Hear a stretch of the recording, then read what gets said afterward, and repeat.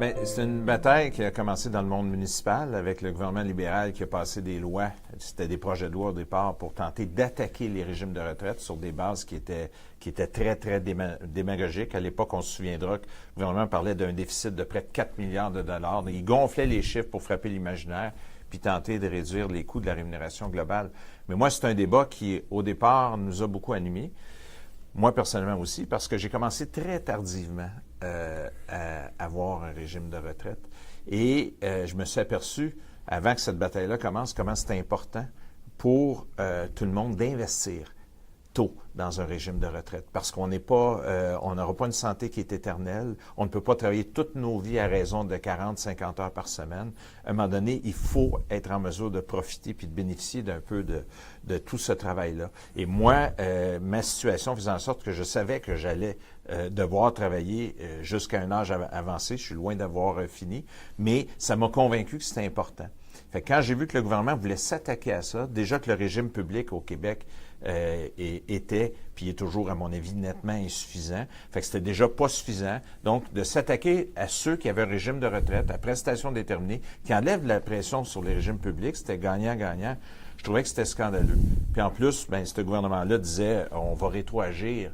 Puis je me souviendrai toujours d'une phrase du ministre Moreau qui disait, pour justifier d'attaquer les régimes de retraite, il parlait, un, de l'état des déficits, puis deux, il disait, écoutez, là, on a toujours sous-estimé l'allongement de l'espérance de vie.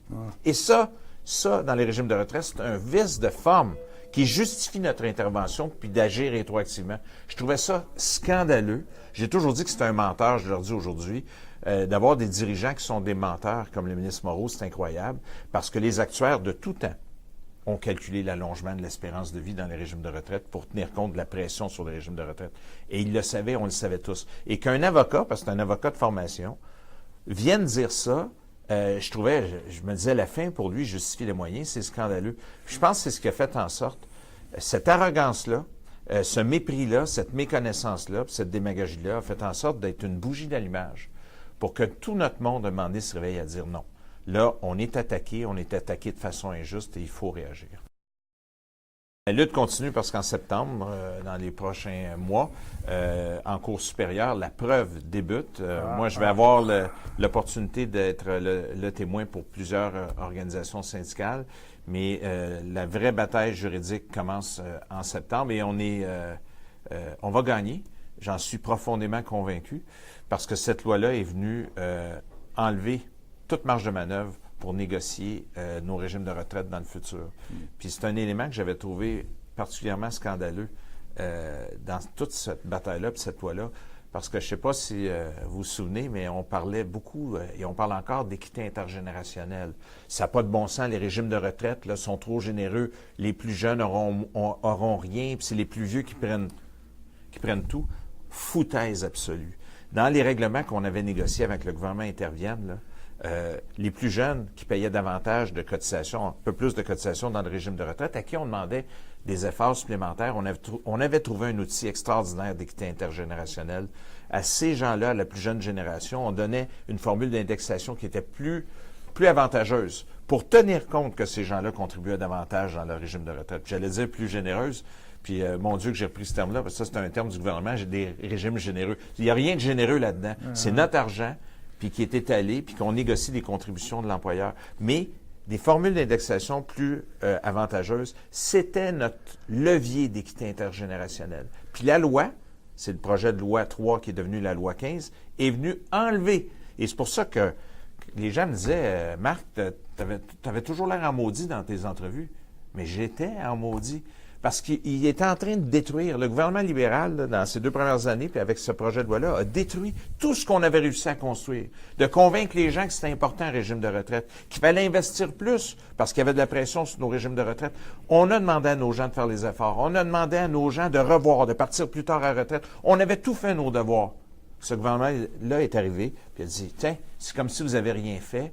Et du haut de la montagne, de la colline parlementaire, on va venir imposer, enlever toute formule d'indexation automatique, imposer un partage 50-50, enlever les autres marges de manœuvre quand on négocie un régime de retraite. Fait que ça a été très, très, très choquant. Très choquant. Puis les leviers intergénérationnels, maintenant, il n'y en a plus. Le gouvernement a tout mis au même niveau, là. Fait que c'était de la foutaise que quand le gouvernement prétendait qu'il se préoccupait d'équité intergénérationnelle. Nous, on s'en préoccupait parce que c'est nos membres.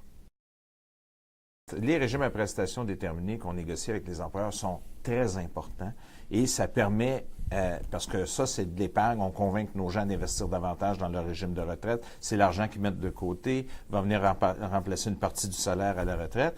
Puis ça, c'est important que ça continue.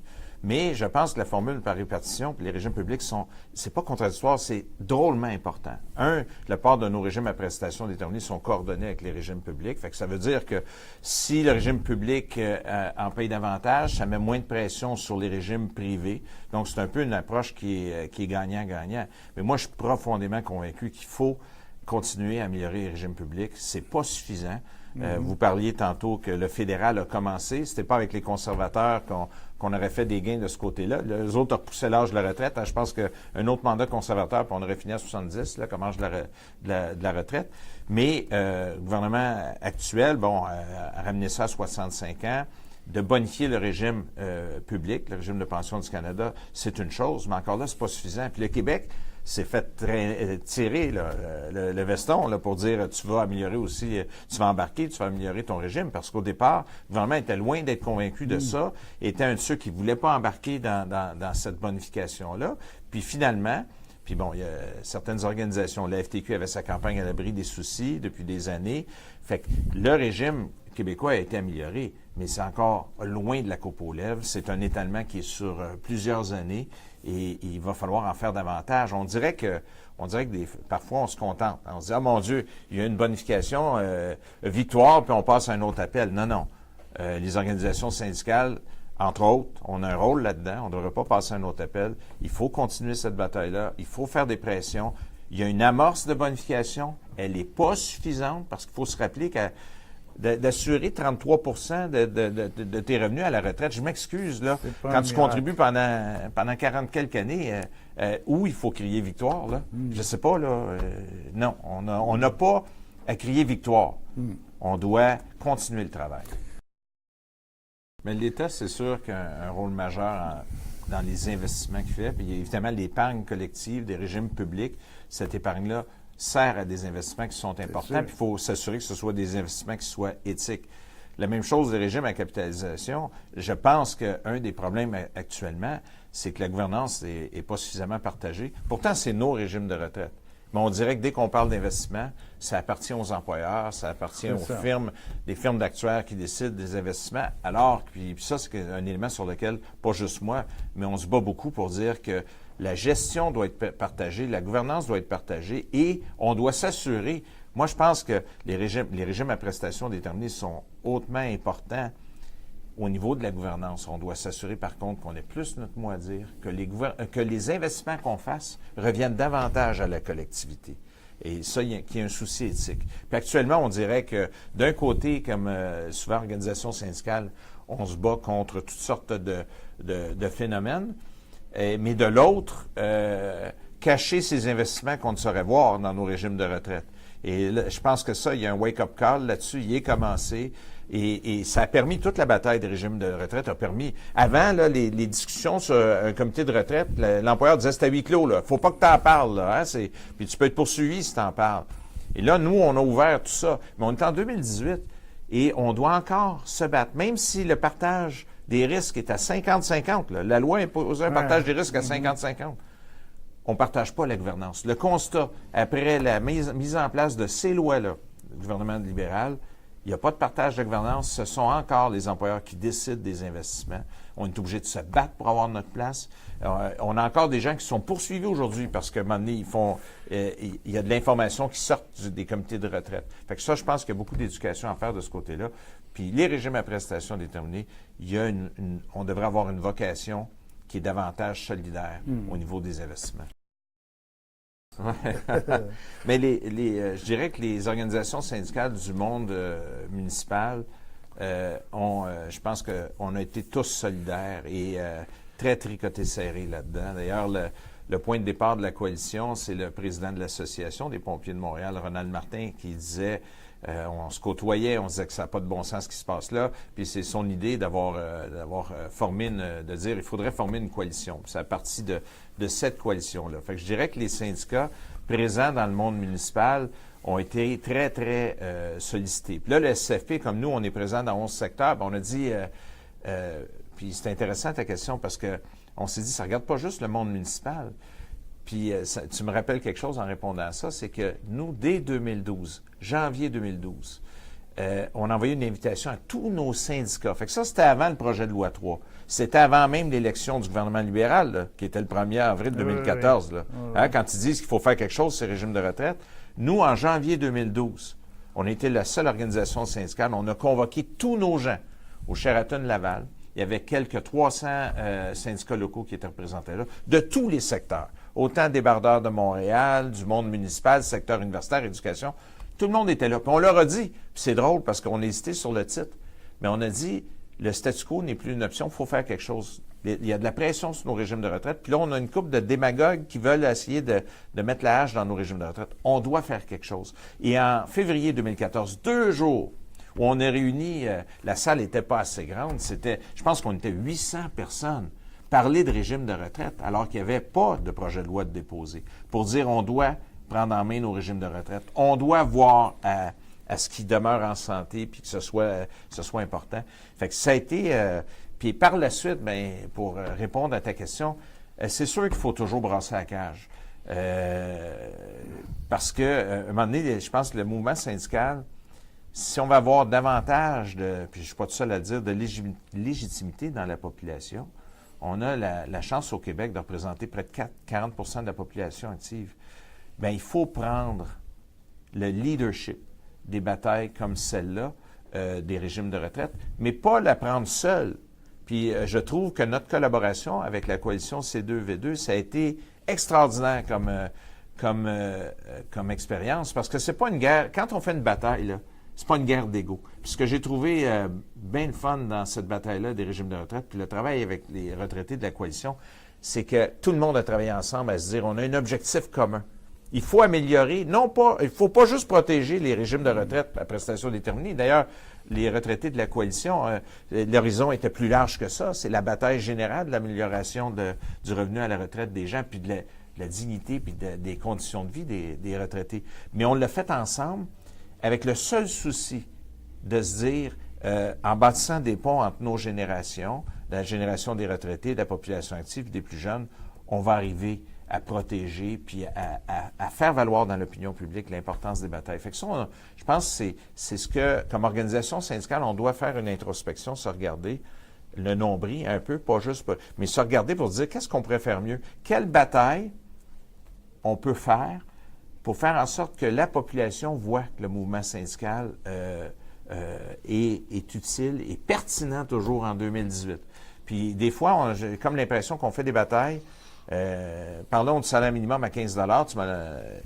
Tu m'as lancé une perche tantôt. Salaire minimum à 15 $, on dirait qu'on se contente du fait que le gouvernement a annoncé qu'il l'augmenterait dans les prochaines années. C'est correct, on a gagné à 20 % notre bataille parce qu'il l'a augmenté de 70 ou 75 sous. Mais c'est sûr je dis toujours, avec l'écoulement du temps, on va finir par avoir raison. Là. Il va finir par avoir un salaire minimum à 15 $. Mais la bataille, c'est aujourd'hui, en 2018, qu'elle est importante. Il y a des États américains, puis Dieu sait que les États-Unis, c'est pas un modèle. Taux de syndicalisation est en chute libre à 10 %. Mais il y a des États américains qui sont à 15 $ de l'heure. Puis nous au Québec, non, c'est scandaleux, il ne faut pas mettre en danger les entreprises. Mais ça, c'est des mesures sociales. Un bon régime public de retraite qui donne un vrai remplacement, des vraies bonnes conditions de vie à la retraite, ça, c'est pertinent. Un salaire minimum à 15 $, ça, c'est une autre mesure sociale qui améliore pour vrai la vie des gens qui n'ont pas la chance souvent d'avoir un syndicat pour défendre leurs conditions de travail. Puis ça, c'est la mission d'un syndicat. La mission d'un syndicat, c'est d'être la voix de ceux qui n'ont pas de voix. Puis aux États-Unis, avec 10 % de syndicalisation, il n'y a plus de leaders syndicaux. Il n'y a plus cette voix-là. Et c'est un Donald Trump, quelqu'un qui a un discours démagogique, qui a pris cette voix-là. et que les gens ont eu l'impression, on n'a pas la voix, on n'a pas de syndicat. Lui parle pour nous. Mais regardez les résultats des astos aujourd'hui. Mais au Québec, puis je sors un peu du sujet, mais au Québec, on dirait qu'on est à 39 40 de taux de syndicalisation. On est confortable. Hein? On est sur le pilote automatique, j'allais dire le cruise control, puis on n'est pas menacé, puis on n'est pas en danger. On n'est pas à l'abri. Si le mouvement syndical ne démontre pas sa pertinence, ben on ne sera pas meilleur qu'ailleurs, puis on ne sera pas plus fin qu'ailleurs, puis on va finir par perdre des plumes. Puis si on perd des plumes, c'est la classe moyenne, c'est le travailleur qui perd, la travailleuse qui perd des plumes. C'est ça la vérité. Fait qu'on a un défi, puis c'est pour ça que je reviens au sujet de départ toujours. Le sujet de départ, c'est quand il y a des débats importants, comme la solidarité des aînés, l'amélioration du sort des personnes retraitées, ça devrait nous concerner. Moi, je dis toujours à nos membres, là, hey, on n'est pas... Il n'y a pas une espèce de séparation, là. Les retraités d'aujourd'hui sont nos membres d'hier. On peut-tu s'en occuper? Moi, je dis toujours, les retraités, ce sont d'anciens actifs. Donc, c'est nos membres. Pour moi, je ne fais pas une rupture entre... c'est un continuum entre un membre qui est actif, puis après ça, tout d'un coup, tu deviens à retraite, puis c'est comme si tu n'existais plus.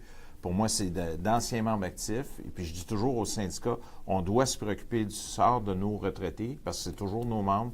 Moi, je suis profondément opposé à... On a vu avec les projets de loi où on permet aux employeurs de vendre les rentes des retraités à des assureurs. Fait que ça fait comme une séparation dans le régime de retraite, comme s'il y avait plus de retraités. Là, ils sont partis. Fait que pour moi, c'est important d'avoir ce continuum-là. Maintenant, c'est important aussi parce que c'est pas évident aujourd'hui, en 2018, les obligations qui incombent aux syndicats sont énormes. Hein, le Code du travail qui a été modifié, qui fait en sorte qu'il y a des obligations de représentation sans fin. Fait que moi, je pense que c'est à chacun des syndicats de regarder la place qu'ils veulent faire aux retraités. C'est sûr que les assemblées syndicales, les rencontres où on vote pour la convention collective, ces choses-là, c'est les actifs qui sont concernés, ça regarde les actifs.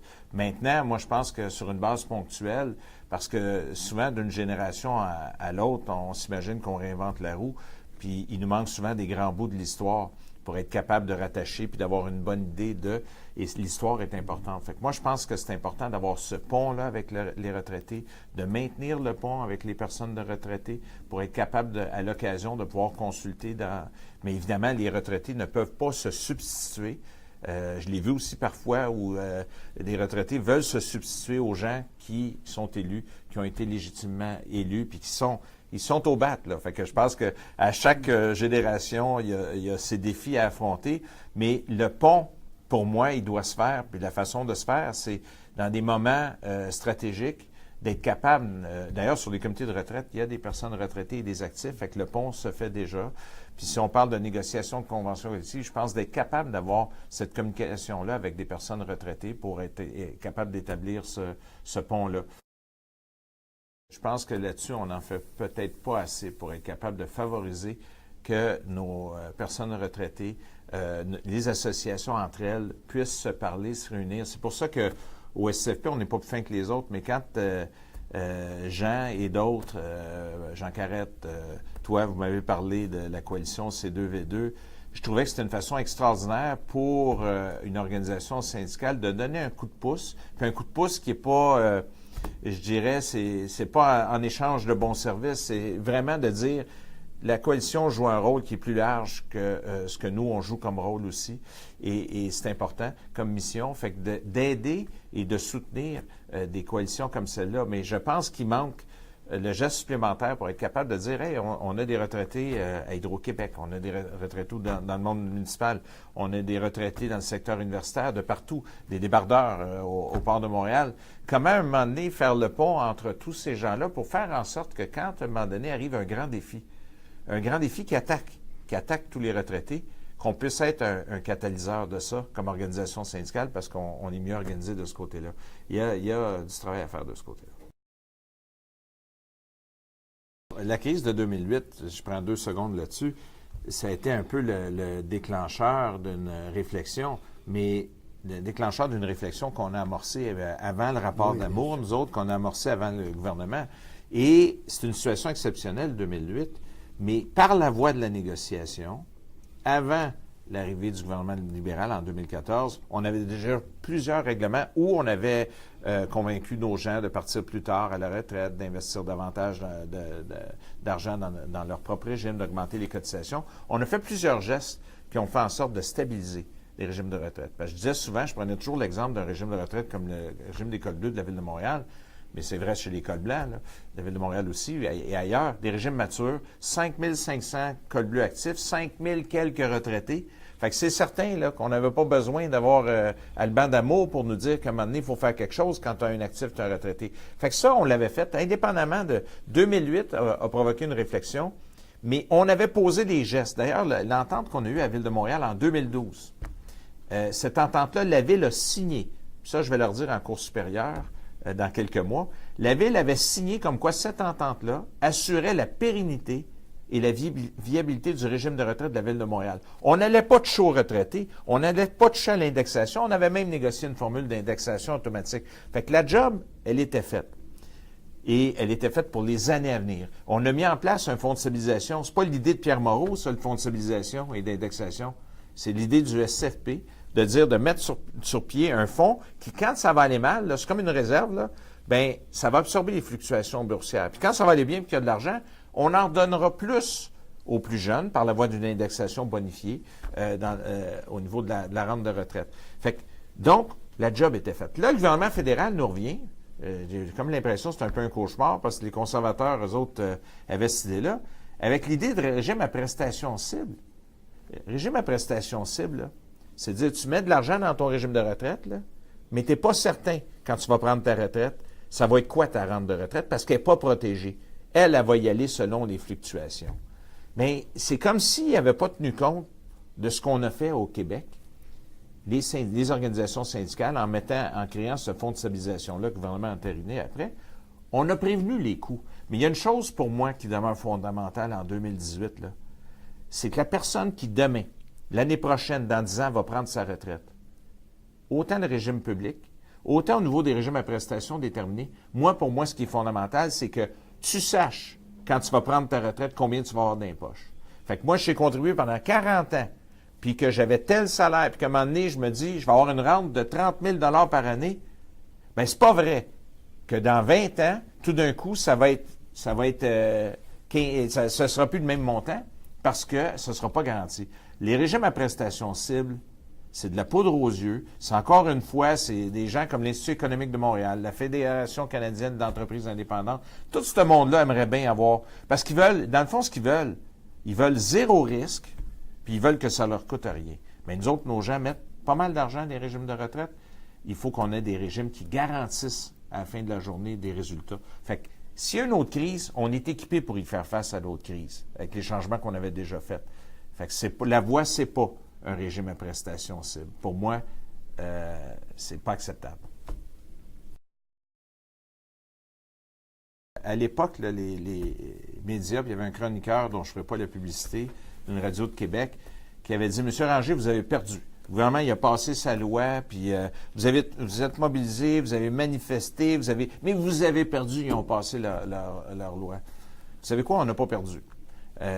On va gagner. Ça va prendre du temps, mais on va gagner. Fait qu'ils vont l'avoir d'un dent parce que ils vont être obligés de rétablir rétroactivement l'indexation des retraités, etc. Fait qu'on n'a pas perdu.